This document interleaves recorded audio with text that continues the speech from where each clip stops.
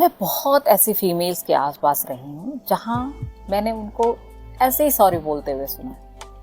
उनके हाथ से कुछ गिर गया, दिल से सॉरी। आपसे टकरा गए, दिल से सॉरी। अगर वो 5 मिनट्स लेट हो गए क्योंकि वो कहीं फंस गए थे, दिल से सॉरी।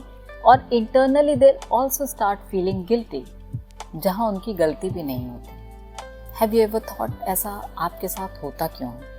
आपने बचपन में कभी तो सुना होगा अपनी मम्मी को बोलते हुए, किसी से बात करते हुए, देखा उसकी बहू को कैसे पटर पटर जवाब देती है, तो ज़माना ही नहीं रह गया हमारा, मैं तो चुप ही रह जाती हूँ, ठीक है बोल ले, घर में कौन कलेश करे। सुना है ना? मैंने भी सुना है। और इससे इनडायरेक्टली हमारे सबकॉन्शियस को ये मैसेज आता है कि अगर घर में कन्फ्लिक्ट नहीं करना है तो चुप रहो। और शायद हमारे पेरेंट्स ने बोला भी कि ऐसे रिश्ते नहीं निभते हैं, तुम ही चुप हो जाओ, तुम मत बोलो, हमेशा बोलना ज़रूरी नहीं होता है। तो दिमाग को ये मैसेज बहुत ही अच्छे से चला गया, डोंट स्पीक अप। अब हमारे जो अंदर का सिस्टम है, जो नर्वस सिस्टम है, उसको हमारी खुशियों से कोई लेना देना नहीं है, उसको हमारी नीड्स से कोई लेना देना नहीं है, उसको हमारे ग्रोथ से कोई लेना देना नहीं। उसको सिर्फ एक ही चीज़ से लेना देना है, वो है कि हम सेफ रहें। अब बचपन से उसने यही देखा है कि सेफ्टी का मतलब होता है कन्फ्लिक्ट अवॉइड करना, सबको खुश रखना, जवाब नहीं देना, सॉरी बोलना, और जब भी ऐसा कोई सिचुएशन क्रिएट हो तो you should try to handle this situation, शांत हो जाओ या सॉरी बोल लो, so that everyone becomes happy with you. And there is a strong fear of rejection. ऐसा लगता है कि अगर अगला हमसे गुस्सा हो गया तो हमारी तो ज़िंदगी ख़त्म हो जाएगी, हम डेंजर में चले जाएंगे, रिस्क में चले जाएंगे, बिकॉज यही बचपन से हम देखते हुए आए हैं, आप देखते हुए आए हो। और इसीलिए अपने आप को सेफ फील करने के लिए you have been saying sorry. But then you need to understand, sorry बोलना is not always an etiquette. ये मैनर नहीं होता है हमेशा। It is just a step to keep yourself safe, क्योंकि यही आपने सीखा है। क्यों सेफ रखना चाहते हो?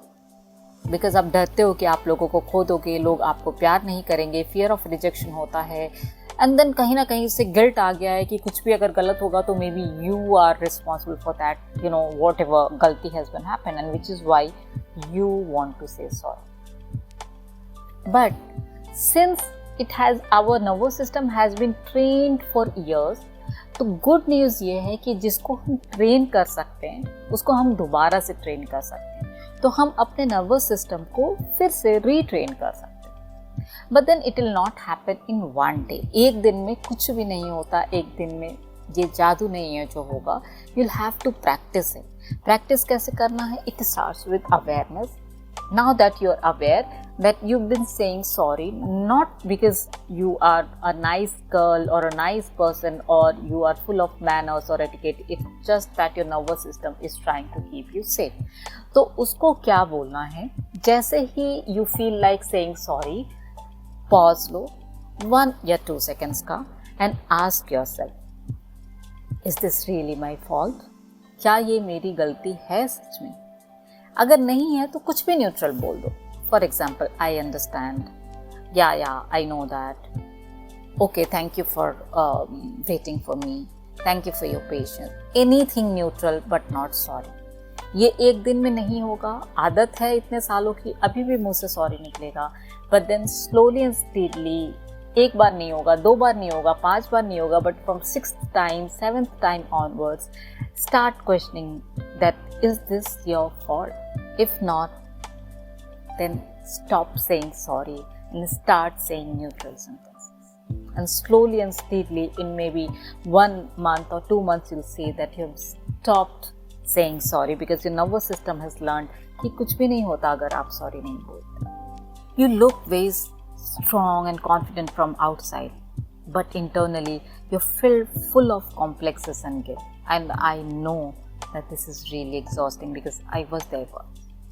But then awareness से pattern changes. So be aware, start questioning, and change your pattern. And pause, don't stop.